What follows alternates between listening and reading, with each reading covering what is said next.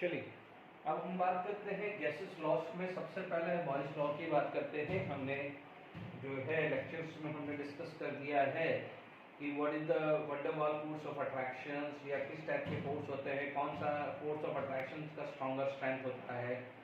फिर हमने ये भी पढ़ लिया है कि how to measure the pressure, बहुत इंपॉर्टेंट है। बैरोमीटर और मैनोमीटर कैसे हम मेजर करते हैं। Is it clear to all of you? यहाँ पर आप बॉयल्स लॉ की बात करते हैं तो सबसे पहले एक बात करते हैं कि एट ए कांस्टेंट टेम्परेचर, यदि ध्यान दीजिएगा, ध्यान रखना है कांस्टेंट टेम्परेचर, ठीक है। कांस्टेंट टेम्परेचर को ये भी बोला जाता है आइसोथर्म, आइसोथर्म, ठीक है ना। तो बॉयल्स लॉ को कई बार आइसोथर्म कर भी बोलते हैं, वो मैं आगे लिख लूंगा, टेंशन मत लीजिए। आप बोलोगे कांस्टेंट टेम्परेचर तो आप बोलोगे the pressure of fixed amount of gas, fixed amount of a gas is inversely proportional to the volume of gas, ठीक है। यानी आप देखेंगे हमने पढ़ा हुआ है कैरेक्टरिस्टिक्स ऑफ गैस पढ़ा है। The guys have a random motions and each and every molecules have a independent things, ठीक है। आप एक देखिए यहाँ पर यदि आप एक चीज बनाते हैं, सपोज यहाँ पर एक सिलेंडर लेते हैं and if it is a piston, ठीक है, पिस्टन ले लिया है। ये जनरली आप देखेंगे कि मान लीजिए यहाँ पर गैसेस मॉलिक्यूल्स है, these are the gases molecules, okay. These gaseous molecules can have a free random motion, ठीक है। यहाँ पर आपके पास क्या है, इनका जो रैंडम मोशंस आ रहा है। Is it clear to all of you? अब देखिए, अब आप देखिए जैसे आप यहाँ पर डाउनवर्ड लगाएंगे तो what happen, it is going to be applied, यानी ये प्रेशर आप अप्लाई कर रहे हैं, ठीक है। ध्यान रखना है कि टेम्परेचर कांस्टेंट होना चाहिए, ठीक है। हमने ये चीज पढ़ा हुआ है लास्ट लेक्चर के अंदर, थर्मल एनर्जी भी पढ़ी थी। Thermal energy is directly proportional to temperature and thermal energy से motion of a gases molecules related होता है। आप टेम्परेचर कांस्टेंट रखते हैं तो मॉलिक्यूलर मोशन भी कांस्टेंट होता है, that is kinetic energy is constant. ये चीज का खासकर ध्यान रखना है। इसका मतलब मान लीजिए मैं जिस स्पीड से मूव कर रहा हूं तो मेरी स्पीड नहीं बढ़ रही है, मेरे पास में मेरा फ्रेंड भी मूव कर रहा है, मेरी फैमिली मेंबर मूव कर रहे हैं, किसी की स्पीड में कोई वेरिएशन है, ना तो वो इंक्रीज हो रही है ना डिक्रीज हो रही है। ये चीज का ध्यान रखना। अब मान लीजिए कि भाई जैसे हम दोनों को बात करनी है, मान लीजिए मैं और मेरा फ्रेंड वॉक कर रहा है बट थोड़ा सा गैप लेके है। मान लीजिए हमें कोई बात करनी है तो व्हाट वी कैन डू, हम पास में आएंगे, या मान लीजिए कोई इंस्ट्रक्शन देगा कि भाई पास चलो तो क्या होगा कि पास में आएंगे, यानी हमारा बीच में जो गैप था वो क्या हुआ, धीरे धीरे कम होगा। तो सिमिलरली देखिए यहाँ पर जब आप प्रेशर मार्क करेंगे तो जो गैप्स हैं गैसेस मॉलिक्यूल्स के बीच में है, this is going to be decreases. तो जब डिक्रीज होगा तो what happen, volume is going to be decreases. तो आप देखिए यहाँ पर आपको क्या मिल रहा है, pressure is inversely proportional to volume, pressure is inversely proportional to volume, this is according to the Boyle's law, ठीक है। आप बोल सकते हैं कि P is equal to K upon V आया है, P is equal to K upon V, where K is a proportionality constant, यानी कोई भी कभी भी कोई भी लॉ होता है उसको आप एक प्रोपोर्शनलिटी कांस्टेंट हमेशा डाला जाता है। Is it clear? तो यहाँ पर आ जाएगा PV is equal to K which is equal to constant, यानी multiplication of pressure and volume is constant, multiplication of pressure and volume is equal to K, यानी कांस्टेंट है। तो इट इंप्लाइज दैट कि P1 V1 equal to P2 V2। इस पे numericals बनते हैं, graphically चीजें भी बनती है। तो यहां तक क्लियर हो गया, this is the Boyle's law, ठीक है। आई होप यहां तक क्लियर हो गया है। अब मान लीजिए पहले हम इक्वेशन सेट कर लेते हैं, ठीक है। सारे के सारे जो चीजें हैं वो सारी बात कर लेते हैं, ठीक है। उसके बाद हम वन बाय वन क्या है ग्राफ्स बनाएंगे, ठीक है। यहां तक आपके पास क्लियर हो गया है, ठीक है। अब देखिए हम आप लोगों को कुछ प्रॉपर्टीज ध्यान रखनी पड़ेगी। हो सकता है कि फिजिक्स में आपने या मैथ्स में बेसिक्स मैथमेटिक्स पढ़ा हो, तो अब मुझे जरूरत पड़ेगी केमिस्ट्री पॉइंट ऑफ व्यू, तो मैं जो कुछ बेसिक्स प्रॉपर्टीज है वो मैं यहाँ लिखा रहा हूँ। जैसे फॉर एग्जांपल लॉग या natural log, log m into n, log m plus log n होगा, ठीक है। log m की पावर n आएगा तो it is n log m आएगा। log m into m divided by n, m divided by n, it is equal to log m minus log n आएगा। तो ये प्रॉपर्टीज आपको खासकर ध्यान रखनी है।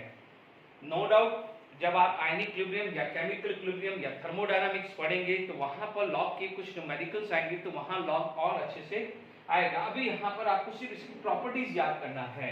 तो ये क्या हो जाएगा, this is the properties of logarithm, ठीक है। तो ये याद रखना, ओके। ध्यान दीजिएगा, ये लॉग होता है, दिस इज नेचुरल लॉग, यानी नेचुरल लॉग आया तो ये भी आएगा natural log m plus natural log n, और यही नेचुरल लॉग m की पावर n आएगा तो n नेचुरल लॉग m। तो कोई फर्क नहीं है कि ये प्रॉपर्टीज में, हाँ इसकी न्यूमेरिकल्स वैल्यू में जरूर फर्क है, प्रॉपर्टीज में कोई फर्क नहीं है। Is it clear? Natural log m minus natural log n, ठीक है। यदि मान लीजिए नेचुरल लॉग x है, आप क्या करेंगे, ये नेचुरल लॉग x है, या आप धीरे धीरे जब आप बात करोगे नेचुरल लॉग x को log टू द बेस 10 में कन्वर्ट करना चाहते हैं, तो it should be multiply by 2.303। This is the natural log, यानी यहाँ पर ये e बेस होता है और यहाँ पर 10 बेस होता है, ठीक है। जो केमिस्ट्री में बेसिक्स चाहिए, केमिस्ट्री में जितना चाहिए उतना ही हम बात करें, ये सब आप बेसिक मैथमेटिक्स में पढ़ेंगे, ठीक है। जो छोटा मोटा जो रिक्वायरमेंट होगा वो केमिस्ट्री में जो है वो मैं लिखा दूंगा, ठीक है, ओके। तो अब आप देखिए ये रिलेशंस में हम बात कर रहे हैं, जैसे या ये वाली इक्वेशंस बात कर रहे हैं, तो मैं क्या बोलता हूं कि फ्रॉम इक्वेशन 1, यदि मैं इक्वेशन 1 को ले लेता हूं लाइक दिस, मैं क्या करता हूं दोनों साइड लॉग ले लेता हूं, तो this can be log k, so log p, this is going to be log p, ये क्या आ रहा है, log p आ रहा है। Is it clear to all of you? log p is equal to log k by b आया, ठीक है। दोनों साइड क्या हो जाएगा, आप ये लिख दीजिए taking log both side, taking log both side. यदि log बोथ साइड ले रहे हैं तो ये पहली बार log ले रहे हैं, इसलिए थोड़ा हल्का आराम से समझा रहा हूं, नेक्स्ट में आएगा तो फटाफट से ये प्रॉपर्टीज देख लीजिएगा। log m बाय n, ये क्या हो जाएगा, log p is equal to log k minus log b। तो एक रिलेशन ये भी आपके पास आ गया है, ठीक है। एक रिलेशन आपके पास ये भी आ गया है, ठीक है, ठीक है। इन पे सब ग्राफिकल क्वेश्चंस बन सकते हैं। Is it clear to all of you? आप पे कोई सब पे ग्राफिकल क्वेश्चंस बन सकता है, इस पे न्यूमेरिकल बनेगा, ये दो पे, ये तीन पे ग्राफिकली बन सकता है। आई होप समझ में आ गया होगा। अब मान लीजिए कुछ ग्राफ्स आप बात करते हैं, ठीक है। ध्यान दीजिएगा यहाँ पर जो ग्राफ्स है, देखिए ग्राफ्स के कुछ नेचर्स जो होते हैं वो पहले समझ लीजिए, ठीक है। आप देखिए, मान लीजिए y is directly proportional to x है, या मान लीजिए y is mx plus c आया, ठीक है। तो आपके पास जो ग्राफ का नेचर आएगा y वर्सेस x आएगा, यानी y कोई भी वेरिएबल हो सकता है, x कोई भी वेरिएबल हो सकता है। तो यहाँ पर आपके पास जो आएगा वो आएगा, जैसे यहाँ पर आप देखेंगे तो ये चीज ऐसा चीज आएगा। Is it clear? ये आ जाएगा, स्लोप की वैल्यू क्या आ जाएगी, देखिए जो ये कोफिशिएंट है x का जो कोफिशिएंट आ जाता है, this is consider as a slope. यदि पॉजिटिव है तो पॉजिटिव स्लोप आएगा, यदि नेगेटिव है तो नेगेटिव स्लोप आएगा। Is it clear? अब आप देखो, this is consider as a c, इसको क्या बोला जाता है, intercept. Intercept equal to c बोला जाता है। मैं थोड़ा सा बेसिक आइडिया दे रहा हूं, तो जो आगे आने वाले जो ग्राफ्स हैं, अभी इसमें ग्राफ्स आएंगे तो उसमें कोई कंफ्यूजन नहीं आना चाहिए। आप देख सकते हैं यहाँ पर x की वैल्यू में 0 लेता हूं, x की वैल्यू 0 लेता हूं तो this term is going to be 0, तो y क्या हो जाएगा, c के इक्वल होगा। और जैसे जैसे मैं अब x ग्रेटर देन 0 करूं, इफ x ग्रेटर देन 0, तो यानी this is positive value, if it is going to be increase है तो y क्या हो जाएगा, c से ग्रेटर होता रहेगा, ठीक है। तो यहाँ पर आएगा ओके, यहाँ पर यदि आप सेकंड ग्राफ लेते हैं तो y is equal to minus M X plus C, तो अब आप देखिएगा ये आया है, ये y, ये x आ गया है, इज इट क्लियर? तो आप देखेंगे यहाँ पर आपके पास क्या हो जाएगा, दिस इज ये c है, क्योंकि x की वैल्यू आप 0 लोगे तो c आने वाला है, अब x की वैल्यू बढ़ाओगे तो ये ऐसा आ जाएगा, is it clear to all of you? ये क्या हो जाएगा, थीटा, यानी ये बेस लाइन है तो थीटा, ये पॉजिटिव हुआ है तो ये नेगेटिव हुआ है, तो यहाँ पर स्लोप कितना आ जाएगा, माइनस एन, ये नेगेटिव स्लोप आएगा and this is consider as a intercept, तो इंटरसेप्ट क्या आ जाएगा, वो आ जाएगा c आ जाएगा। आई होप यहाँ तक समझ में आ रहा है, y minus M X plus C. Suppose यहाँ पर ये चीज आ गई है, अब मान लीजिए यही ग्राफ है आपके पास, इसमें कुछ ही नहीं कर, अब मान लीजिए c की वैल्यू मैंने 0 कर दी, क्या कर दी, c की वैल्यू मैंने 0 कर दी, यानी ऐसा कुछ आ गया, ठीक है? This is the third graph and this is the fourth graph, ठीक है? आप समझ लीजिए यहाँ पर आपके पास क्या है, मान लीजिए यहाँ पर ग्राफ बनाना है, ठीक है? तो आपके पास क्या होगा, यहाँ पर देखिए, यहाँ तो कोई कंट्रोवर्शियल सिचुएशन नहीं है, ये y आया, ये x आ गया, ये y आया, ये x आ गया, ठीक है? ये y आ गया, ये x आ गया। देखिए, अब देखिए सिंपल सी बात है, x की वैल्यू 0 तो 0 आएगा y, x की वैल्यू 0 तो y की वैल्यू 0 आएगी, ठीक है? बट जैसे जैसे x की वैल्यू बढ़ाएंगे y की वैल्यू नेगेटिव जाएगी, y की वैल्यू नेगेटिव, यहाँ पर x की वैल्यू जाएंगे तो y की वैल्यू क्या होगी, पॉजिटिव। तो यहाँ पर नेचर ऑफ ग्राफ क्या आ जाएगा, यहाँ पर अपन बात करें तो नेचर ऑफ ग्राफ कुछ इस टाइप का आएगा, जबकि यहाँ पर नेचर ऑफ ग्राफ इस टाइप का आएगा, क्योंकि यहाँ पर पहले क्या था, c था, इसलिए c के बाद स्टार्ट हुआ है, c था फिर c के बाद डाउन हुआ, बट यहाँ पर अब c की वैल्यू 0 है, तो आपका ग्राफ कहाँ से स्टार्ट हो जाएगा, 0 से स्टार्ट होगा, ठीक है? यहाँ पर स्लोप क्या हो जाएगा, आप बोलोगे n, यहाँ स्लोप क्या हो जाएगा, माइनस एम। चेक कर लेना, इससे पहले वाले सेकंड वाले में मैंने माइनस एम ही लिखा है। देखिए यहाँ पर इंटरसेप्ट पूछे तो इंटरसेप्ट 0 है, कुछ भी नहीं है, यहाँ पर इंटरसेप्ट पूछे तो आप बोलोगे 0, तो ये सब ध्यान रखना है, ओके? आ गया? अब जो एक और ग्राफ जो आता है, ध्यान से समझ लीजिए, y क्या है वो चीज का खास कर ध्यान रखना है। फिफ्थ ग्राफ यदि मैं बात करूं तो क्या हो जाता है कि y इज इक्वल टू या xy is equal to constant, xy is equal to constant, यानी y is equal to constant by x, ठीक है? तो आप जब y वर्सेस x का ग्राफ आप लेंगे, y वर्सेस x का ग्राफ जब आप लेंगे तो यहाँ पर जो नेचर ऑफ ग्राफ आता है, नेचर ऑफ ग्राफ क्या आता है, this is consider like this, ठीक है? इसे क्या बोला जाता है, रेक्टेंगुलर हाइपरबोला। क्या बोला, रेक्टेंगुलर हाइपरबोला। बिल्कुल ध्यान रखना है, बिल्कुल ध्यान रखना है, यदि दो वेरिएबल्स आर इनवर्सली प्रोपोर्शनल है तो रेक्टेंगुलर हाइपरबोला आएगा। Is it clear to all of you? Okay, तो यहां तक समझ में आ गया है। अब देखिए वन बाय वन हमारे पास ये सारे नीचे समझा दिए, जो अपकमिंग जब भी पूरी केमिस्ट्री पढ़ेंगे तो मोस्टली यही क्लास में बात हो जाएगी। इसके अलावा पूरी केमिस्ट्री में बाकी फिजिक्स मैथ्स का आई डोंट नो, बट इसमें जो ग्राफ है इन्हीं 5 में से मोस्टली पूछे जाते हैं, और यही मेरे हिसाब से तो आता है। इक्का दुक्का कोई अलग से आ गया हो तो अलग बात है, वो बात की बात देखी जाएगी। देखिए पहले आपका आ गया ग्राफ, यदि मैं ग्राफ बात करूं, ठीक है, तो मेरे पास यदि P वर्सेस V का ग्राफ आ गया तो आप देख लीजिए what is the P, P x है या P y है, तो V क्या है, x है, ठीक है? तो अभी आपने क्या पढ़ा है, if y and x are inversely proportional, तो नेचर ऑफ ग्राफ आपको कैसे मिलने वाला है, लाइक दिस। क्या मिलने वाला है, like this. Is it clear to all of you? तो आप देखेंगे यहां पर आपको नेचर मिलेगा rectangular hyperbola, rectangular hyperbola, sorry hyperbola. Is it clear? First graph clear हो गया है। अब देखिए यहां पर सेकंड ग्राफ आपके पास आ जाए कि P versus 1 by V, P versus 1 by V। ध्यान रखना ये P वर्सेस V है, this is P versus 1 by V। यानी अब आप देखो ये है P इक्वल टू के 1/v लिया है, ठीक है। अब आप देखो यहां पर आपका जो P है, this is P is a y axis and 1/v पूरा का पूरा x एक्सिस आ गया है, जबकि यहां पर v है।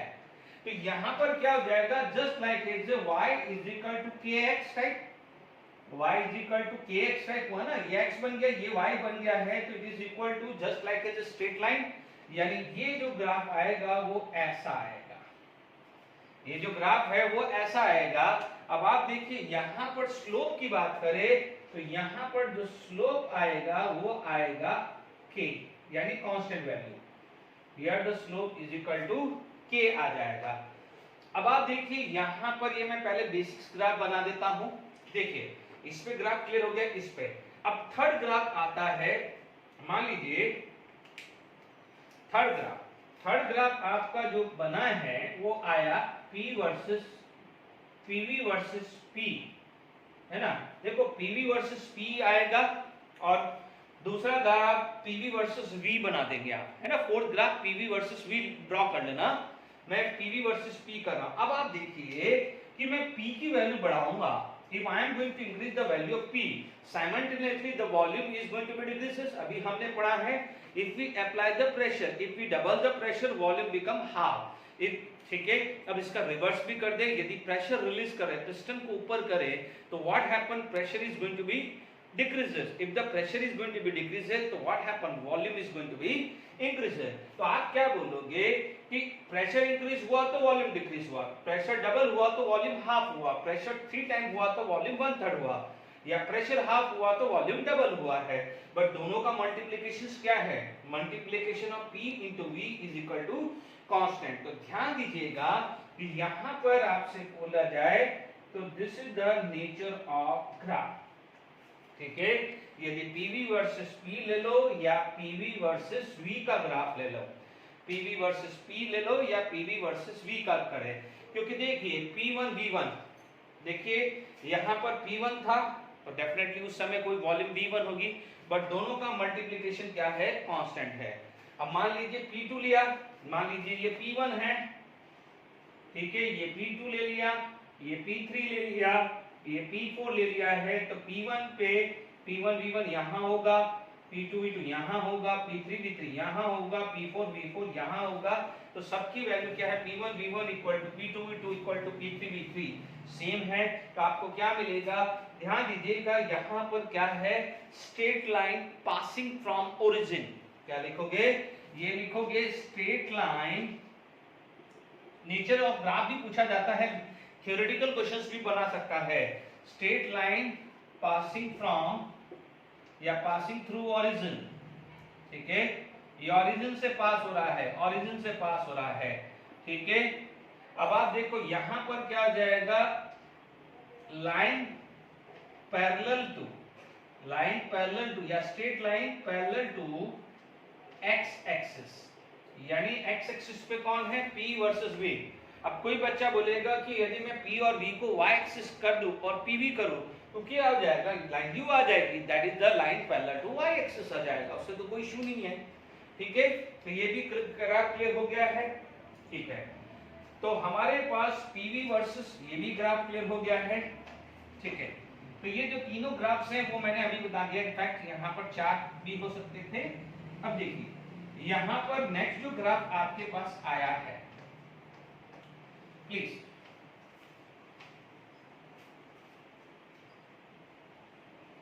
देखिए यहां पर हमारे पास फोर्थ ग्राफ जो आया है वो यहां पर आप ले सकते हो लॉग के, sorry log P versus log V। अब थोड़ा सा केयरफुल होइए, कभी भी ऐसा चीज आ जाए तो आप इसको इस टाइप से सेट करेंगे। देखिए यहां पर एक लॉग P है minus log V plus log K, है ना, यही है ना, इसको ऐसे लिख दिया। अब आप देखो आप क्या बनाना चाहते हो, लॉग P को, you are going to make a log P। देखिए लॉग P को आप बनाना चाहते हो y एक्सिस, लॉग V को नॉट माइनस, यहां माइनस लॉग V नहीं है, ये बना है x है, तो ये y हुआ, ये x हुआ, तो जो बच गया है वो क्या हो जाएगा, इंटरसेप्ट। वो क्या हो जाएगा, इंटरसेप्ट। अब आप कोफिशिएंट कुछ बच रहा है, तो यहाँ पर क्या हो जाएगा, यहाँ पर जो है m इज इक्वल टू -1, जो भी बच गया है वो क्या बन जाएगा, log v को x लिया है, ठीक है, ये क्या हो जाएगा m, यानी ये क्या होगा, स्लोप आ गया, स्लोप इज -1। इंटरसेप्ट की बात करें तो इंटरसेप्ट की वैल्यू आ जाएगी log k आ जाएगी। यहाँ तक क्लियर हो गया। अब आप देखिए नेगेटिव स्लोप है, इंटरसेप्ट भी है, तो आप मान लीजिए यहाँ पर ये वैल्यू आ गई है, this value it is equal to log k, ये वैल्यू क्या हो गई है, log k आ गई है। Is it clear to all of you, this is log k। अब देखिए यहाँ पर आपके पास क्या ग्राफ आ रहा है, this is just like as it is, pass भी हो जाएगा, उससे कोई इशू नहीं है ना, ये थीटा आ जाएगा, स्लोप आपके पास है ही है, ठीक है, स्लोप कितना है, स्लोप कितना है 10, इंटरसेप्ट कितना है ये, तो ये ग्राफ आ जाएगा straight line with negative slope, ठीक है, but this is not passing from the origin, this is passing from the origin, ये भी ध्यान रखना है, छोटी छोटी बात है। अब आप देखिए यहाँ पर आपके पास इस टाइप की चीजें आ गई है। अब इसके अंदर देखते हैं, ठीक है, मान लीजिए यहाँ पर मैंने देखिए ये ड्रॉ कर लिया है, अब इसके अंदर मैं कुछ चेंजेस करने जा रहा हूँ, तो आप ध्यान दीजिएगा। सपोज मान लीजिए मेरे पास इसी ग्राफ के अंदर, ठीक है, ध्यान दीजिएगा, ठीक है, यहाँ पर क्लियर हो गया है।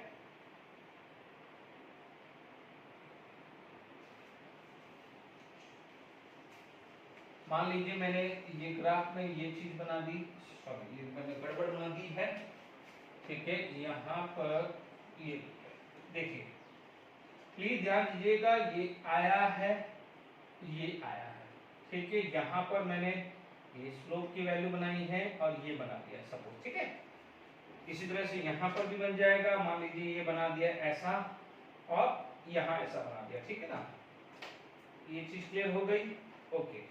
अब देखिएगा ढंग से समझिएगा, ठीक है ना, यहाँ पर एक ही है तो इसको डिस्टर्ब नहीं करेंगे, फिर भी आ भी जाए तो कोई दिक्कत नहीं है, हम देखते हैं है ना, 1 बाय 1 इस चीज को काम करते हैं।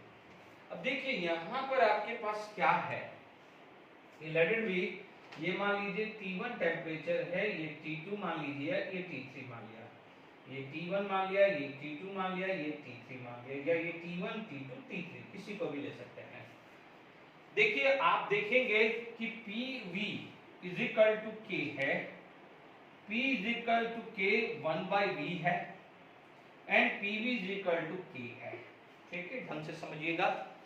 अब जो K है दिस इज कांस्टेंट, अब इस K के अंदर क्या है, कांस्टेंट चीज क्या क्या थी, टेम्परेचर कांस्टेंट था, अमाउंट का मतलब मोल कांस्टेंट था या मास कांस्टेंट था, ठीक है। मान लीजिए अभी मैंने कोई sample of a gas container में लिया है, तो वो तो मेरा अमाउंट फिक्स है, ठीक है, मैं चेंज नहीं कर रहा हूं, ठीक है। जब अमाउंट चेंज करेंगे तो अपन एवोगैड्रो लॉ बात करेंगे, वो अभी बात की बात आ रही है। अभी हमने क्या करा कि जितना अमाउंट गैस का था उतना ही लिया, अब मैंने क्या करा, टेम्परेचर बढ़ा दिया, ठीक है, टेम्परेचर बढ़ा दिया। अब देखो K के अंदर टेम्परेचर है, K के अंदर टेम्परेचर है, तो मान लीजिए मेरा टेम्परेचर बढ़ा है तो K की वैल्यू भी बढ़ने वाली है, इज इट क्लियर, क्योंकि जब मेरा टेम्परेचर कांस्टेंट था दिस वैल्यू इज कांस्टेंट। तो अब आप देखिए यहाँ पर देखेंगे तो आपके पास इस टाइप सा है, देखिए आप कैसे इसको वर्कआउट कर सकते हैं। जैसे मान लीजिए आपने ये लाइन ऐसा खींच दी, देखिए तरीका क्या है मैं आपको सिखा रहा हूँ, ये आपने लाइन खींच दी, ये लाइन खींचने का मतलब है कि आपने क्या करा, प्रेशर को कांस्टेंट कर दिया, ठीक है।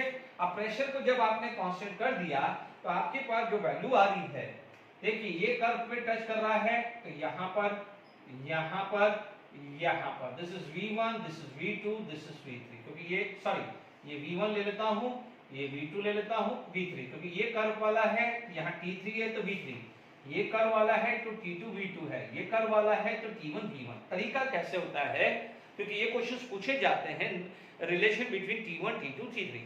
अब सोचो, अब आपने प्रेशर कांस्टेंट कर दिया, यानी ये ग्राफ का प्रेशर कांस्टेंट कर दिया, ठीक है। मान लीजिए यहाँ पर आपके पास था, ये था, आपने इसको यहाँ तक ही रखा पिस्टन को, ठीक है। Gases molecules can have a random motions, वो अपने अपने हिसाब से घूम रहे हैं। अब आप देखिए आप एक ही चीज समझ लीजिए, एक चीज समझ लीजिए कि आप क्लासरूम में बैठे हैं और क्लास लॉक्ड है या क्लास बंद है, और उस समय क्या हो जाएगा, प्रेशर बिल्कुल नहीं है, टीचर बैठा हुआ है कि भाई कोई प्रेशर नहीं है, ठीक है। अब मान लीजिए वहां पर एक एनर्जी इनपुट हो जाती है कि छुट्टी हो गई, तो व्हाट यू विल डू, आप क्या करोगे, भागोगे, इधर उधर भागोगे, कि कोई दरवाजे की तरफ, कोई खिड़की से बाहर चला जाएगा, कोई कहां से, भाई घर जाना है, घर जाना है। सिमिलरली क्या पढ़ा था अपने, टेम्परेचर बढ़ेगा, टेम्परेचर बढ़ेगा तो मॉलिक्यूलर मोशन बढ़ेगा, मॉलिक्यूलर मोशन बढ़ेगा तो what happen, this molecules are move far away from each other, यानी क्या करेंगे, वो भागने की कोशिश करेंगे कि नहीं भागने की कोशिश करेंगे। Is it clear? तो आप देखिएगा इन चीज में, इन तीनों चीज में देखेंगे ये वॉल्यूम ज्यादा है, ये वॉल्यूम ज्यादा है तो उसके कॉरस्पॉन्डिंग टेम्परेचर क्या होगा, ज्यादा होगा। Is it clear? आप देख लीजिए कभी भी इस टाइप से होता है तो किसी भी चीज को कांस्टेंट कर लीजिए। Is it clear? यहां पर क्या हो जाएगा, T1 greater than T2 greater than T3। एक बार और रिपीट कर देता हूं, जब आपका प्रेशर कांस्टेंट है तो मान लीजिए ये पिस्टन मूव नहीं करा रहे, कहीं भी रख दिया, तो आप क्या बोलोगे, टेम्परेचर इंक्रीज होगा, तो टेम्परेचर यानी थर्मल एनर्जी इंक्रीज होगी, यानी काइनेटिक एनर्जी होगा, तो what happen, the molecules are try to move far away from each other.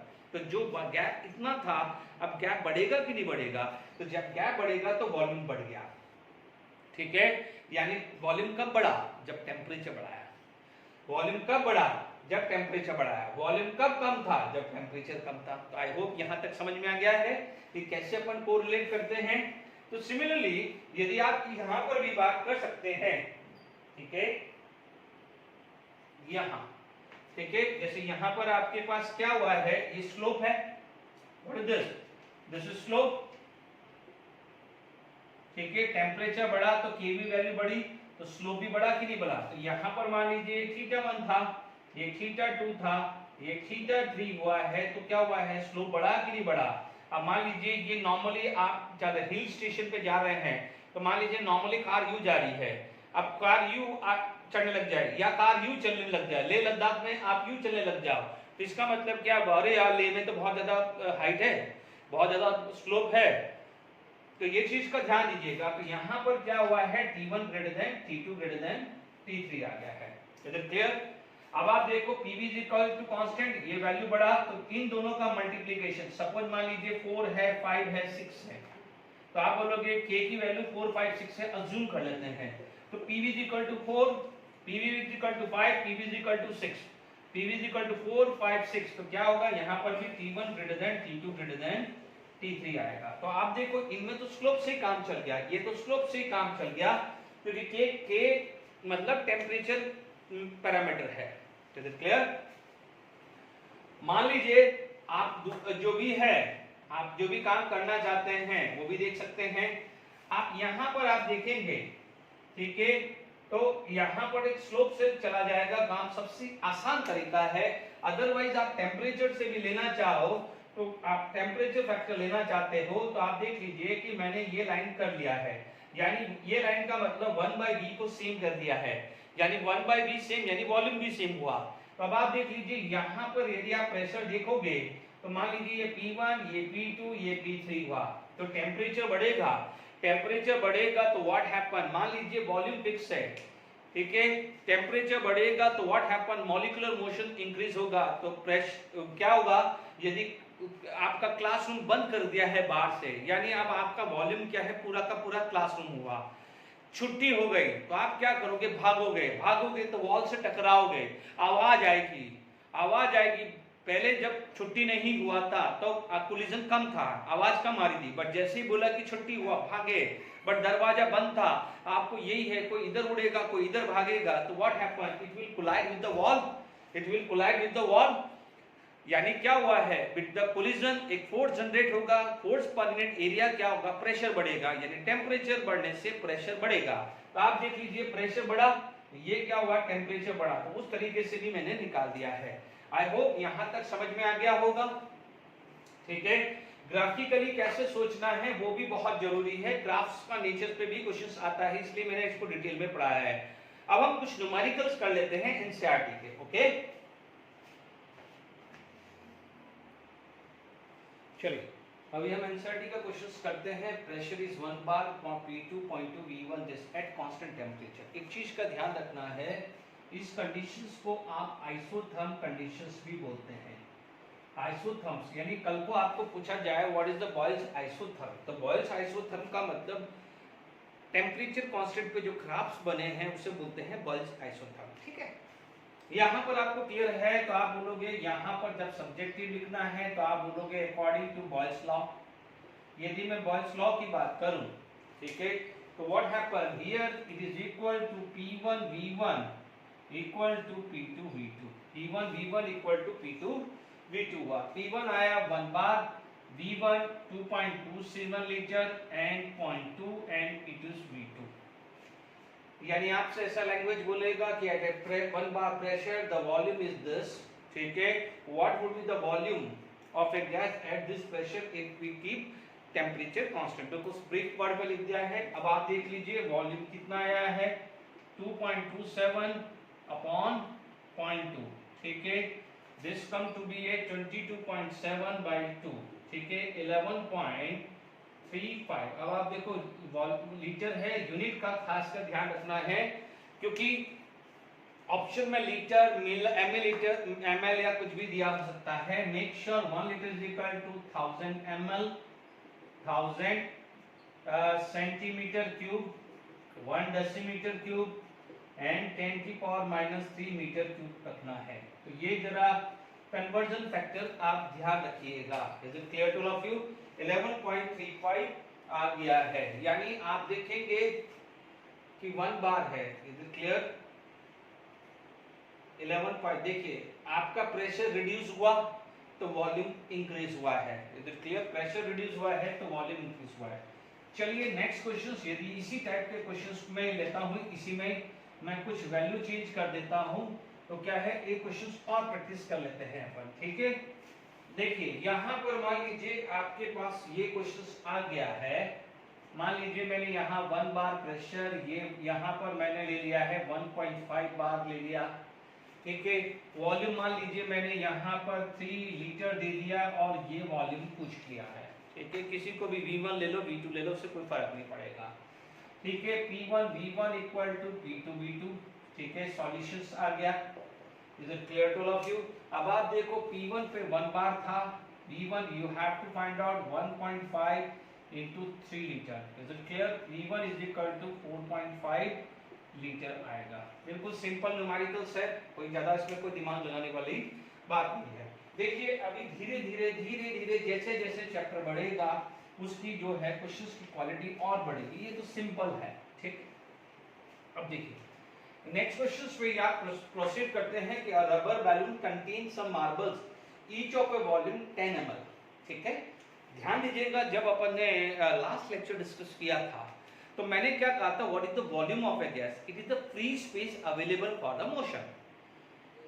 भाई बस में तो ध्यान दीजिएगा, जैसे आपके पास इस टाइप की सिचुएशन है, लेट इट बी ये बैलून कुछ इस टाइप का है। ठीक है, अब इस बैलून के अंदर क्या है, कुछ मार्बल्स हैं। ठीक है, ये मार्बल्स ऑक्यूप है। अब आप देखो जो वॉल्यूम मार्बल्स ने ऑक्यूपाई करी हुई है, it is not consider as a volume of a gas. अब जो वॉल्यूम ऑफ ए गैस जो है वो क्या है, वो बची हुई है, जो ये बच गया है, this is consider as a volume of a gas. Is it clear? Question ढंग से पढ़ लीजिए। ठीक है, a rubber balloon contains some marble each of a volume 10 ml। ठीक है, a gas is filled in the balloon at a pressure of 2 atmosphere and the total volume of the balloon, this is the volume of the balloon, not a volume of a gas, is a 1 liter। if the external pressure is increased to a 4 atmosphere the volume becomes 625 ml। is it clear? अब देखिए मान लेते हैं कि volume not मान लेते, दिया हुआ है वॉल्यूम ऑफ मार्बल।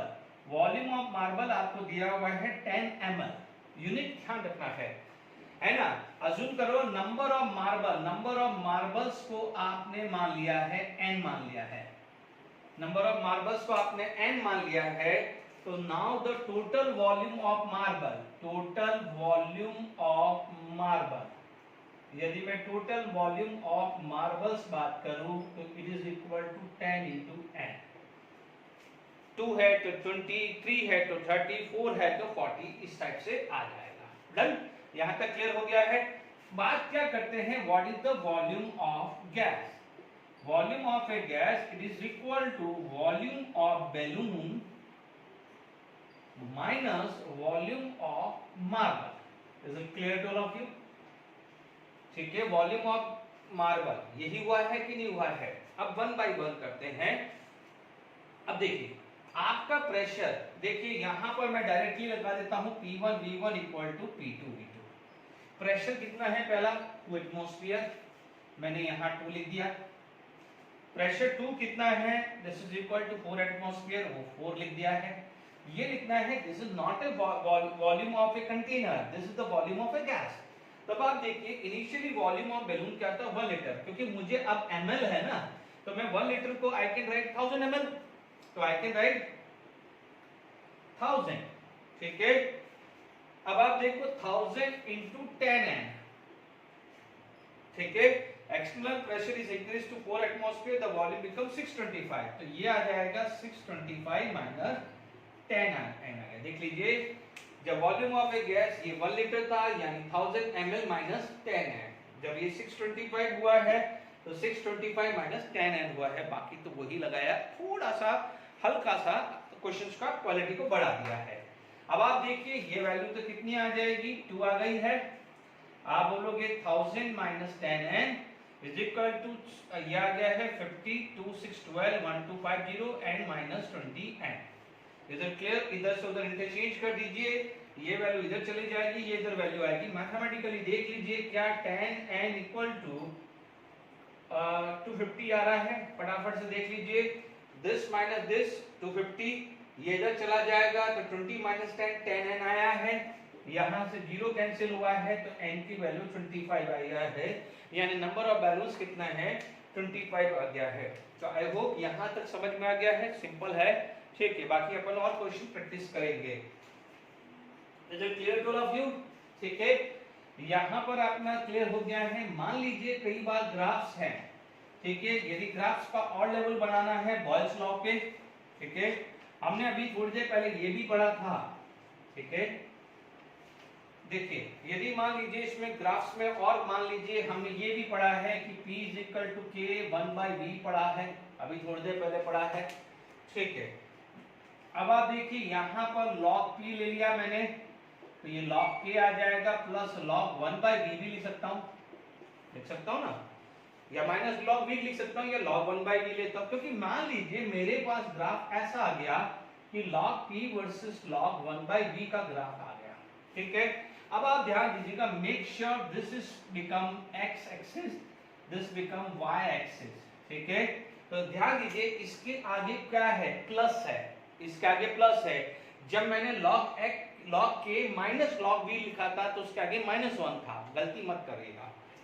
आप देखेंगे यहां पर बात करें तो यहां पर जो आएगा this is the slope, slope यहां आएगा 1 और ये आएगा इंटरसेप्ट, एंड ये इंटरसेप्ट की वैल्यू आएगी log k आएगी। Is it clear to all of you? ये वैल्यू आएगी log k। तो कभी ये ग्राफ्स भी ऐसे दिए जाते हैं। ठीक है, आपको समझ में आ गया कि नहीं आ गया है? मान लीजिए कोई बच्चा बोलेगा कि यहाँ पर टेम्परेचर बढ़ा दिया, तो जब टेम्परेचर बढ़ता है तो k बढ़ेगा, यानी इंटरसेप्ट होगा। मान लीजिए एक ग्राफ यहाँ से, तो एक ग्राफ यहाँ, मान लीजिए आप देखेंगे, आपके दिमाग में आ ही रहा है तो लिख लीजिए। मान लीजिए log P versus log 1/V graph है। आप देखेंगे ग्राफ इतना एम्फेसाइज कर रहा हूँ क्योंकि देखिए बहुत इंपॉर्टेंट है। मान लीजिए यहाँ पर ऐसा कोई ग्राफ आ गया है, आप देखेंगे टेम्परेचर चेंज करेंगे तो ये फर्क आएगा। मान लीजिए ये T1 है, ये T2 है, तो make sure T1 should be greater than T2, यानी ये बड़ा है तो इंटरसेप्ट की वैल्यू बढ़ जाएगी। ठीक है, इंटरसेप्ट की वैल्यू बढ़ जाएगी, तो ये बड़ा है, T बड़ा है तो ये बढ़ गया है, इसलिए T1 should be greater than T2। I hope यहां तक हमने बहुत सारी बात कर ली है। अब आप देखिए यहां पर जो नेक्स्ट जो आता है लॉ आता है which is known as Charles law. ठीक है, नेक्स्ट जो लॉ आता है which is known as Charles law आता है। ठीक है, ओके, नेक्स्ट जो है सेकंड जो लॉ आ गया है that is considered as Charles law. ठीक है, उसने क्या लिया था, क्या चीज देखी थी, देखिए उसने जो स्टडी करी थी, उसने स्टडी करी थी मॉलिक्यूलर मोशन ऑफ गैस, ठीक है। उसने क्या लिखा था, उसने लिखा था मॉलिक्यूलर मोशन ऑफ गैस के बारे में स्टडी किया था, ठीक है। अब उसने क्या करा है, एक जो ग्राफ प्लॉट किया था, उसने जो ग्राफ प्लॉट किया था वो क्या था, temperature in degree Celsius versus volume, ठीक है। अब जब उसने जब ग्राफ प्लॉट किया तब उसको इस टाइप का ग्राफ मिला,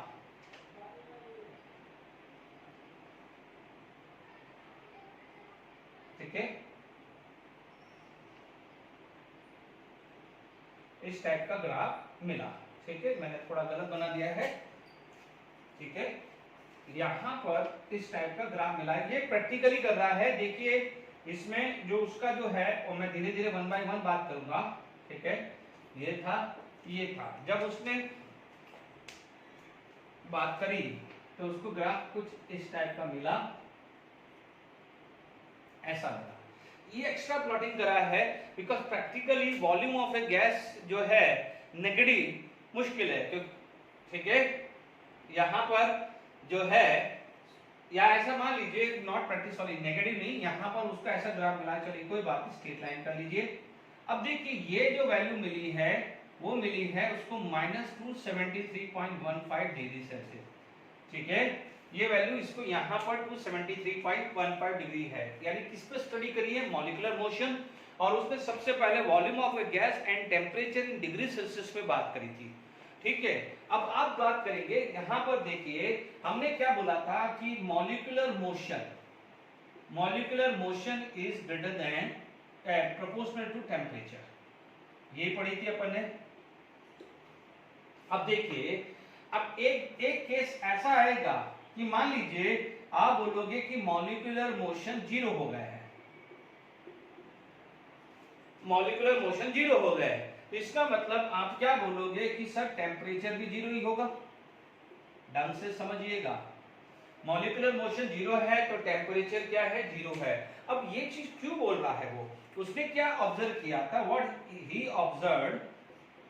ही ऑब्जर्व्ड कि वो बोलता है कि if the temperature of a gas या कंटेनर, कुछ भी बोल दीजिए, temperature of a gas is increase by 1 degree Celsius, यदि एक टेम्परेचर 1 डिग्री इंक्रीज हो रहा है तो ये क्या बोलता है कि volume of a gas is increase by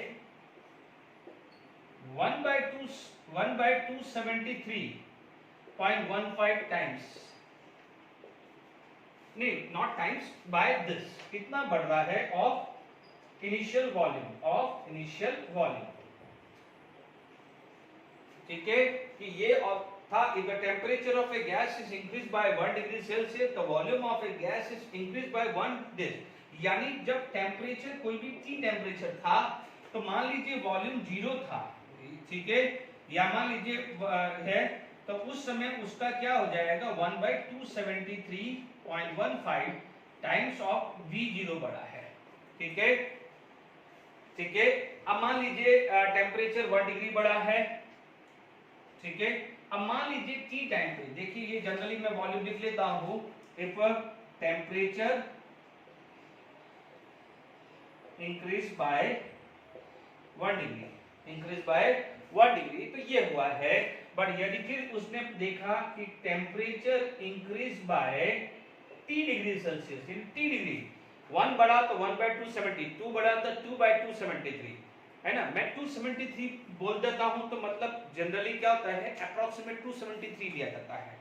तो टेम्परेचर इंक्रीज बाय दिस, तो ये आ जाएगा Vt V0 1 + T/273.15 आया है, ये वैल्यू आई है, देख लीजिए, ठीक है। ये V0 को कॉमन ले लिया तो ये क्या आ जाएगा, 1 + 1/273 आएगा। यदि यहाँ पर 2 है, 2 डिग्री हुआ तो 2 टाइम, 3 डिग्री हुआ तो 3 टाइम, तो यहाँ पर क्या हो जाएगा, T डिग्री होगा तो वो T टाइम इंक्रीज होगा, ठीक है। मान लीजिए 1 डिग्री है तो यहाँ 1, 2 डिग्री इंक्रीज हुआ तो 2, 3 डिग्री इंक्रीज हुआ तो 3। इसका मतलब ये कंक्लूजन निकल रहा है कि on increasing the temperature the volume of gas is going to be increases. तो यहाँ तक उसका एक लॉ भी समझ में आ गया है, Vt is equal to V0 plus this. अब एक इंटरेस्टिंग चीज हम बात करते हैं, तो ये चीज उसका लॉ भी आ गया है, ठीक है। फिर मैं इसको एक बहुत ढंग से भी कंक्लूड करूंगा। तो ये इसका जो ऑब्जर्वेशन था वो ये था कि टेम्परेचर इंक्रीज हो रहा है तो वॉल्यूम ऑफ ए गैस भी इंक्रीज हो रहा है। पॉइंट क्लियर हुआ? कितना इंक्रीज हो रहा है? 1 डिग्री है तो 1/273 है ना। देखिए अब आप बोलोगे कि सर ऐसा कैसे आ रहा है कि भाई ये क्यों लिख रहा हूं, समझिएगा मैं आपको जो बोल कर रहा हूं। देखिए आप बोलोगे सर ऐसा क्यों लिख रहे हो। मान लीजिए किसी बच्चे के कंफ्यूजन आ गया। मान लीजिए मेरे पास इनिशियली पहले मान लीजिए V1 की वैल्यू V0 थी, ठीक है। अब मैंने क्या करा कि टेम्परेचर को 1 डिग्री इंक्रीज कर दिया, टेम्परेचर मेरा 1 डिग्री इंक्रीज हो गया है, तो ये बन गया है V2। तो अब आप देखो V0 प्लस 1/273 ऑफ V0 पड़ा है। Is it clear to all of you? अब आप देखो मान लीजिए फर्दर मेरा क्या जाएगा, 1 डिग्री बढ़ गया है, ठीक है। तो अब आप देखोगे क्या बोलोगे, V0 plus 1/273 plus 1/273 of V0 और बड़ा है। इसका मतलब यहां से यहां पर कितना बढ़ गया है, 2 डिग्री बढ़ गया है। यहां से क्या बढ़ गया है, 2 डिग्री बढ़ गया है। तो टोटल कितना आ जाएगा, जब 2 डिग्री बढ़ा है तो this is going to be 2 time, यानी हर बार जो इनिशियल वॉल्यूम थी, मान लीजिए 273 पे ये था तो 274 पे ये बन जाएगा, तो 275 पे ये बन जाएगा, 276 पे ऐसा बढ़ता रहेगा। अब मान लीजिए एक और 1 डिग्री हुआ तो यहाँ 3, तो यानी यहां से लेकर 2 डिग्री बढ़ा है तो इतना बढ़ जाएगा। 3 डिग्री होगा तो ये 3 टाइम, 4 डिग्री होगा तो ये 4 टाइम। इसलिए ये चीज समझ में आई कि नहीं आई? क्लियर? आगे बात में आपको, ठीक है। तो कोई प्रॉब्लम नहीं है, बिल्कुल सिंपल है। अब आप देखिए इसमें एक चीज आएगी, हम डिग्री सेल्सियस की बात करें, अभी तक केल्विन की कुछ भी बात नहीं हुई है। अब आ जाइए, वापस से मैंने रब कर दिया था, यहां पर एक चीज बात करें कि बोला गया है कि मॉलिक्यूलर मोशन यदि 0 होता है तो आपको क्या बोलना पड़ेगा कि टेम्परेचर भी 0 है। चलिए ये चीज को ग्राफिकली उसने डाल दिया, ठीक है। आप यहां पर आप देखेंगे here the volume of gas is 0, यानी गैस खत्म, या तो सॉलिड में बन गई, क्योंकि इतना लोअर टेम्परेचर है तो हो सकता है सारी सॉलिड बन गई, या लिक्विड में कन्वर्ट हो गया है। अब गैस तो नहीं रही, ठीक है। अब आप मान लीजिए कि जो भी गैस के मॉलिक्यूल्स हैं या गैस के एटम है, now it is going to be solidified या it is going to be liquidified. हालांकि ये बहुत लोअर टेम्परेचर है तो यहाँ पर तो जनरली सॉलिडिफाइड ही हो गया है, ठीक है। फिर भी यदि किसी बच्चे को रहता है कि सर लिक्विड क्यों नहीं है, अपन मान लेते हैं। अब आप देखिए कि सबसे ज्यादा रैंडम मोशन होता किसका है, तो आप बोलोगे रैंडम मोशन सब गैस का होता है, लिक्विड का निग्लिजिबल होता है और सॉलिड का तो होता ही नहीं है। इसका मतलब यदि मैं मॉलिक्यूलर मोशन की बात करूं तो मैं सीधा के सीधा रिलेटेड करूंगा गैस से ही, यानी मॉलिक्यूलर मोशन किसका हो रहा है, गैस का। यानी यहां पर यदि यहां पर वॉल्यूम ऑफ ए गैस 0 हुई है, इसका मतलब मॉलिक्यूलर मोशन 0 हो गया इस पॉइंट पे। भाई जब गैस ही नहीं रही है तो उसका मोशन कहां से होगा, बात समझ में आई कि नहीं आई है? तो आप क्या बोलोगे यहां पर, यानी यहां पर at 273.15 degree Celsius experimentally minus volume of a gas is 0, यानी इस केस पे मॉलिक्यूलर मोशन इसका क्या हो गया है, 0। वॉल्यूम ऑफ ए गैस, यदि वो गैस ही नहीं रही तो मॉलिक्यूलर मोशन क्या हुआ, 0। Is it clear? अब समझिएगा, जब मॉलिक्यूलर मोशन 0 हो गया है, ठीक है, अब समझिएगा, जब मॉलिक्यूलर मोशन 0 है तो टेम्परेचर क्या होना चाहिए, 0। बट है क्या, 10 है क्या, ये है। अब मैं क्या करूं कि ये 0 हो जाए, आप क्या बोलोगे कि सर कुछ नहीं है, सर क्यों इसमें इतना टेंशन ले रहे हो। आप एक काम करो, -273.15 था उसके अंदर प्लस 273.15 कर दो ना तो सिर्फ जीरो आ जाएगा ना, क्लियर, जीरो, तो ठीक है, ठीक है। तो अब आप बोलोगे ढंग से समझना कि मॉलिक्यूलर मोशन जीरो है, तो according to the thermal energy concept at that point temperature should be zero, but हमें क्या मिल रहा है, टेम्परेचर तो जीरो नहीं मिल रहा है ना, कुछ क्या मिल रहा है, -273.515 है। इसका मतलब इसको जीरो करने के लिए ये चीज ऐड करनी पड़ेगी, तो इसका मतलब ये क्या था, ढंग से समझ लेना, this is value, it is in degree Celsius, ये क्या था, डिग्री सेल्सियस, तो फिर ये तो डिग्री सेल्सियस नहीं हो सकता, ये तो डिग्री सेल्सियस नहीं होगा, तो कुछ ना कुछ डिफरेंट इसको यूनिट या पैरामीटर देना पड़ेगा, तब इसको दिया गया केल्विन, इसको क्या दिया गया है, केल्विन, यहां से केल्विन स्केल का स्टार्ट हुआ था, is it clear to all of you, तो केल्विन स्केल यहां पर स्टार्ट हुआ है, तो यानी यहां पर एक फॉर्मूला बन गया है, कि फॉर्मूला जो बन गया है कि टेम्परेचर इन केल्विन, कई बार ऐसे भी लिखते हैं या के से भी लिख सकते हैं, equal to temperature in degree Celsius plus 273.15, ठीक है, यानी यहां से एक स्केल आ गया है, तो नो डाउट टेम्परेचर यहां पर इसको फिर बाद में बोल दिया है कि कोई दिक्कत नहीं, 0 केल्विन कर दो, ठीक है, डिग्री सेल्सियस तो नहीं हो सकता क्योंकि एक्सपेरिमेंटली मिला है, तो एटलीस्ट कोई दूसरी तो डाल सकते हैं, तो यहां पर डिस्कवरी हो गया है केल्विन स्केल की, अब समझ में आ गया है, अब ढंग से समझ लेना, तो इसके बाद आप जनरली देखेंगे अच्छी बुक्स में या जो भी है, एक वर्ड पे जरा एम्फसाइज करिएगा, तो यहां पर एक चीज आ जाती है कि काइनेटिक मॉलिक्यूलर मोशन की बात करें और काइनेटिक एनर्जी एक ही बात है, ठीक है, यानी इसके बाद बोला गया है कि it is directly proportional to absolute temperature, ठीक है, नॉट टेम्परेचर एब्सोल्यूट टेम्परेचर, यानी इसको बोल दिया गया है एब्सोल्यूट टेम्परेचर, ये वैल्यू आ जाएगा एब्सोल्यूट जीरो टेम्परेचर, तो यहां पर फिर बाद में ये बन गया है कि एट एब्सोल्यूट जीरो टेम्परेचर, है ना, at absolute zero temperature molecular motion और kinetic energy of a gaseous molecules is zero, तो ये एक बेस आपको समझ में आया कि नहीं आया। अब फ्यूचर में ध्यान रखना है कि अब जो भी टेम्परेचर आप यूज करेंगे, भले फ़ारेनहाइट में दिया हो, डिग्री सेल्सियस में लिया हो, आपको हमेशा केल्विन में ही लेना है, गलती नहीं करना है, मैं अभी से ही बता रहा हूं। इसीलिए कई जगह जनरली भले आपको टेम्परेचर वर्ड यूज लिखा हो या एब्सोल्यूट टेम्परेचर वर्ड यूज लिखा हो, आप जब भी फ्यूचर में कोई जहां भी टेम्परेचर पैरामीटर आ रहा है न्यूमेरिकल में, even if it is specified in a degree Celsius, तो भी आपको केल्विन में कन्वर्ट करना है, गलती मत करना, ठीक है। आई होप यहां तक समझ में आ गया है। अब ये जो बेस है वो क्लियर हो गया है, बहुत इंपॉर्टेंट बेस था कि ये आया कहां से, स्केल बना तो बना कहां से, ठीक है, तो यहां पर क्लियर हो गया है। अब आप देखिएगा यहां पर जो चार्ल्स लॉ है उसका स्टेटमेंट हम पढ़ते हैं, तो यहां पर स्टेटमेंट आता है कि eight absolute,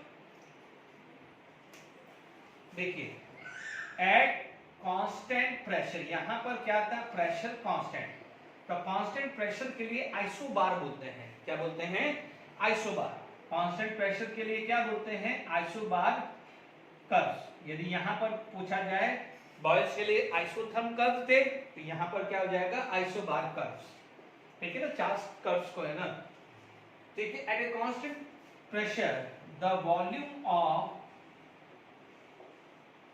fix amount of gas, यानी फिक्स अमाउंट का मतलब मास सेम, मोल्स में या मास कांस्टेंट, मोल कांस्टेंट या fix amount of gas is directly proportional to, ध्यान दीजिएगा यहां पर ये वर्ड लिखा है एब्सोल्यूट टेम्परेचर, ध्यान दीजिएगा एब्सोल्यूट टेम्परेचर का मतलब टेम्परेचर इन केल्विन, जबकि अभी अपन ने क्या पढ़ा था, टेम्परेचर इन डिग्री सेल्सियस, गड़बड़ी बिल्कुल नहीं करना है। डन, ठीक है। वॉल्यूम, अब आप देखो this is the capital T representation, ठीक है। अब तो आसान है, वॉल्यूम है, प्रोपोर्शनलिटी हटाओ तो केटी आ जाएगा, यानी के क्या हो जाएगा, it is known as proportionality constant, ठीक है। इसे क्या बोलते हैं, प्रोपोर्शनलिटी कांस्टेंट। तो एक आपका यहां पर एक कर्व बन सकता है, या देखेंगे v by t is equal to k, it implies that v1 by t1 equal to v2 by t2, ये भी बन जाएगा बच्चों, v1 by t1 equal to v2 by t2। Is it clear to all of you? अब देखिए, यदि मान लीजिए मैंने यहां पर log ले लिया है, log v is equal to log kt आ जाएगा, है ना, ठीक है। तो आप देखोगे log v is equal to log t plus log k, ठीक है। ये भी एक ग्राफ आ गया। अब देखिए यहां पर यदि आपको ग्राफ्स बनाने हैं, ठीक है, यदि यहां पर आपको ग्राफ बनाने हैं तो you can draw the graphs, ठीक है। यहां पर मान लीजिए v वर्सेस t का ग्राफ आ गया, फर्स्ट ग्राफ, ठीक है, ओके। v वर्सेस t का ग्राफ आ गया, या v by t versus t, या v, है ना, ये ग्राफ आ गया। तो देख लीजिए v directly proportional to t, क्योंकि यहाँ पर क्या हो जाएगा, ये y, ये m, ये x आ जाएगा कि नहीं आ जाएगा, where m stand for slope, यहाँ पर कहीं इंटरसेप्ट नहीं है, तो यहाँ पर क्या हो जाएगा, इस टाइप का आएगा। Is it clear to all of you? ये वैल्यू यहाँ पर आ जाएगा, यहाँ पर स्लोप जो आएगा वो आएगा k, स्लोप क्या आ जाएगा, k आ जाएगा। Is it clear to all of you? Intercept 0 है। यहाँ पर आप देखेंगे तो आपको क्या मिलेगा, this is going to be a straight line, ठीक है। This is graph number 1, this is graph number 2 आ गया है। Is it clear to all of you? बना सकते हैं, मान लीजिए यहाँ पर बनाया, ठीक है, मान लीजिए थर्ड ग्राफ आ गया है लाइक दिस, थर्ड ग्राफ आपके पास बना, तो आप देखेंगे log v versus log t, log v versus log t, क्योंकि अभी देखिए t की वैल्यू या v की कितनी भी वैल्यू बढ़ाऊं, v by t का रेशियो क्या आएगा, कांस्टेंट ही आ रहा है बच्चों, ठीक है। v by t का रेशियो क्या है, कांस्टेंट। यहाँ पर आपके पास क्या गया है, ये log k इंटरसेप्ट है, तो this is log k, log k is intercept. आप देखेंगे this is y axis, this is x, this is c, यहाँ पर कहीं भी कोफिशिएंट कितना है, पॉजिटिव है नहीं, यानी +1, तो आपको क्या मिलेगा, ये आएगा, थीटा आएगा, स्लोप क्या वैल्यू क्या होगी, +1, और इंटरसेप्ट क्या आ जाएगा, log k आ जाएगा, ठीक है। आई होप यहाँ तक समझ में आ गया कि नहीं आ गया। मान लीजिए अब इसके अंदर प्रेशर कांस्टेंट है, प्रेशर की अलग अलग वैल्यू निकालनी है, पहले ये ग्राफ बना दीजिए, फिर इसमें कोई कंजस्टेड मत करिएगा, नेक्स्ट ग्राफ है। मान लीजिए इसी ग्राफ के अंदर इस टाइप से चीजें आ गई, मान लीजिए ये ग्राफ आ गया लाइक दिस, ये आ गया, ठीक है। अब देख लीजिए, नो डाउट यदि मान लीजिए यहाँ पर P1 है, ये P2 है, ये P3 है, ठीक है। यहाँ पर आप देखेंगे ये P1, ये P2, ये P3, ठीक है। अब मान लीजिए अभी थोड़ी देर पहले हमने पढ़ा था आइडियल गैस बॉयल्स लॉ, तो सबसे बढ़िया तरीका क्या है, ये U कर देता हूं, इसका मतलब ये ब्लू लाइन का मतलब टेम्परेचर कांस्टेंट कर दिया है, तो मेरे पास क्या है, इस टाइप में आ गया, ये वैल्यू V1 आ गई, ये वैल्यू V2 आ गई, ये वैल्यू V3 आ गई, डन। ये वैल्यू V1, V2, V3 आ गई, ठीक है। कौन ग्रेटर है, V1 ग्रेटर, ठीक है ना। अब आप देखो, आप देखेंगे V ये आता है कब, जब कांस्टेंट टेम्परेचर आता है, तो we know that V1 greater than V2 greater than V3 है, V1 greater than V2 greater than V3 है, इसका मतलब प्रेशर उल्टा हो जाएगा, प्रेशर क्या हो जाएगा, उल्टा, क्योंकि कांस्टेंट टेम्परेचर पे volume and pressure are inversely proportional. तो यहाँ पर आ जाएगा P1 less than P2 less than P3, तो ये भी कई बार क्या है, टर्म्स आ जाता है। Is it clear to all of you?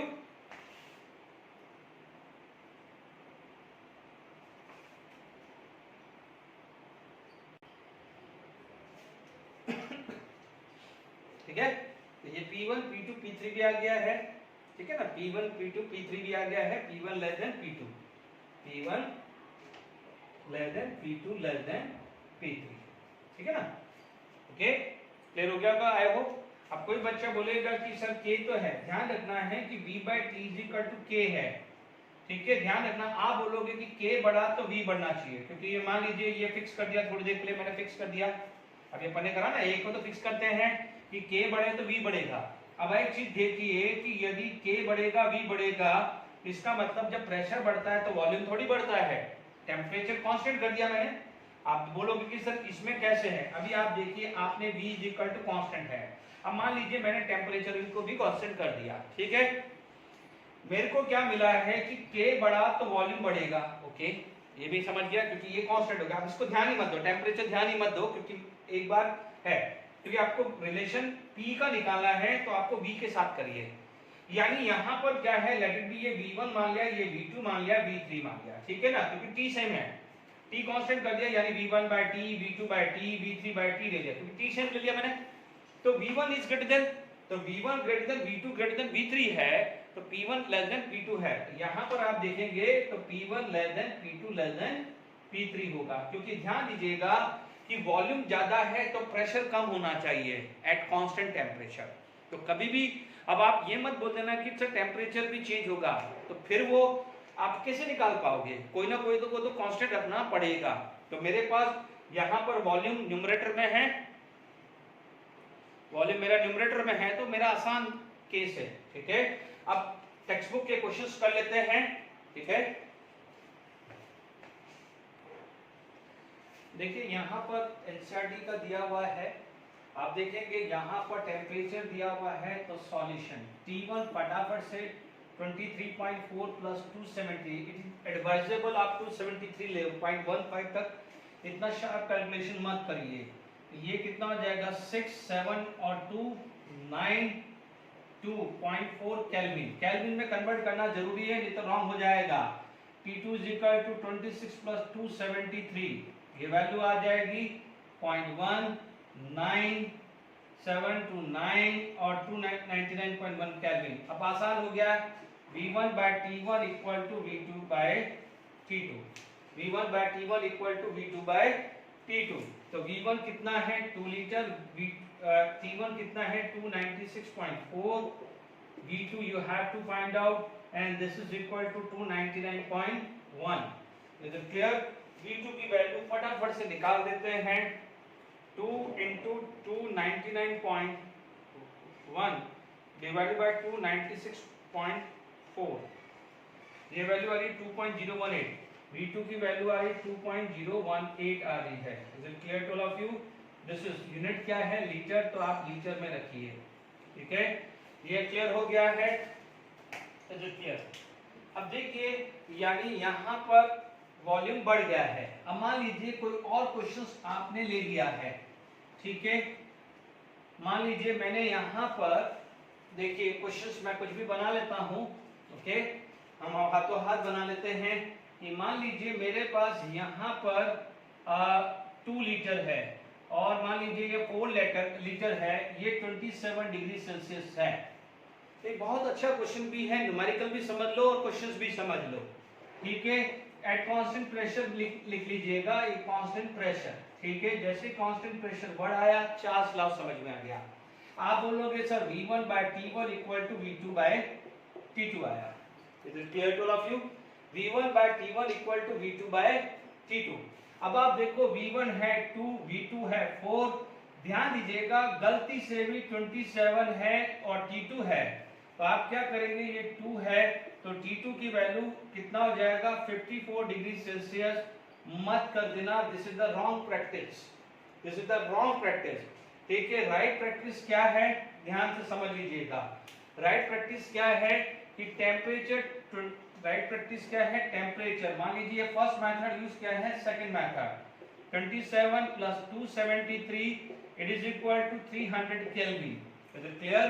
तो यहाँ पर क्या हो जाएगा 2/300 इज इक्वल टू 4/T2, ठीक है, ये 2 कैंसिल हुआ है, T2 is equal to 600 kelvin. अब आपको अब आपको यदि केल्विन को डिग्री सेल्सियस में कन्वर्ट करना है तो मान लीजिए temperature 600 minus 273, is it clear? तो ये कितना आ जाएगा 7, 2 एंड 3। ध्यान दीजिएगा इतना डिग्री सेल्सियस आएगा।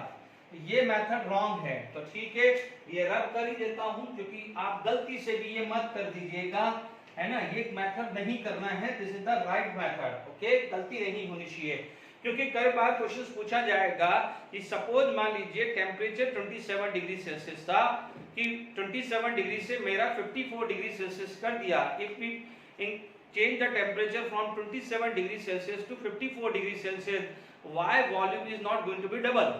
या क्या वॉल्यूम डबल होगा? तो आप बोलोगे no, temperature in kelvin, temperature in kelvin, temperature in kelvin, temperature in kelvin double किया तो वॉल्यूम डबल होगा, but temperature in degree Celsius double किया तो वॉल्यूम डबल नहीं करेंगे, क्योंकि डिग्री सेल्सियस को आपको केल्विन में पहले कन्वर्ट करना पड़ेगा। ये गलती नहीं होनी चाहिए। अब मैं आपको एक IIT एडवांस का क्वेश्चन डिस्कस करके इस लेक्चर को वाइंड अप करता हूं। देखिए ये क्वेश्चन था IIT एडवांस 2002 का, which is the correct graph at constant pressure, है ना। लैंग्वेज था कि graph between volume and temperature versus this, मैंने शॉर्ट लिख दिया, ठीक है। इस क्वेश्चंस को आप देखेंगे तो ये नेचर तो मिलना है नहीं, ये तो हटाई दो, ये तो मिलेगा नहीं ना, because V and T directly proportional Charles law की बात हो रही है ना, कांस्टेंट प्रेशर पे तो चार्ल्स लॉ की बात कर रहे हैं, तो ये तो आएगा ही नहीं, ठीक है। तो ये तो वैसे ही हटा दो। अब थोड़ा सा गौर करिएगा, कभी भी ऐसा क्वेश्चन आएगा तो आप जरा ये वैल्यू को गौर करिए, ये वैल्यू को गौर करिए, हर में देखिएगा। इनफैक्ट इसके अंदर भी आप देखेंगे तो ये तीन वैल्यू सेम थे, यानी आपका क्या था V1/T1 = V2/T2। कभी भी अलग अलग वैल्यू नहीं देगा, इतना लेंथी, फिर वो कैलकुलेशन बहुत लेंथी हो जाएगी। आप देखिएगा 22.4 तो उस समय 273 था। आपसे मान लीजिए V2 अलग अलग आ रहा है, बाकी सब में ये तीन पैरामीटर सेम हैं, बट V2 ही तो निकालना है आपको। अब आपको क्या निकालना है? V2 ही निकालना है। टाइम वेस्ट नहीं कर रहे, फटाफट से कैलकुलेशंस आ जाती है। 373 × 22.4 डिवाइडेड बाय 273, ये वैल्यू आ रही है 30.6। चेक कर लीजिएगा आप भी, V2 की वैल्यू आ रही है 30.6 लीटर, है ना। अब आप देख लीजिए ऑप्शन में कहा है 30.6, 28.6, 36.8। यस, आप देख लीजिए कितना आसान क्वेश्चन है ग्राफिकली। अभी अपन ने थोड़ी देर पहले किया था, ध्यान दीजिएगा। टेम्परेचर किस में रखना है? केल्विन, डिग्री सेल्सियस में नहीं रखना है। Is it clear? I hope आज बॉयल्स लॉ, चार्ल्स लॉ के लिए क्लियर हो गया है, ठीक है। नेक्स्ट लेक्चर में बात करेंगे। Okay, thank you very much.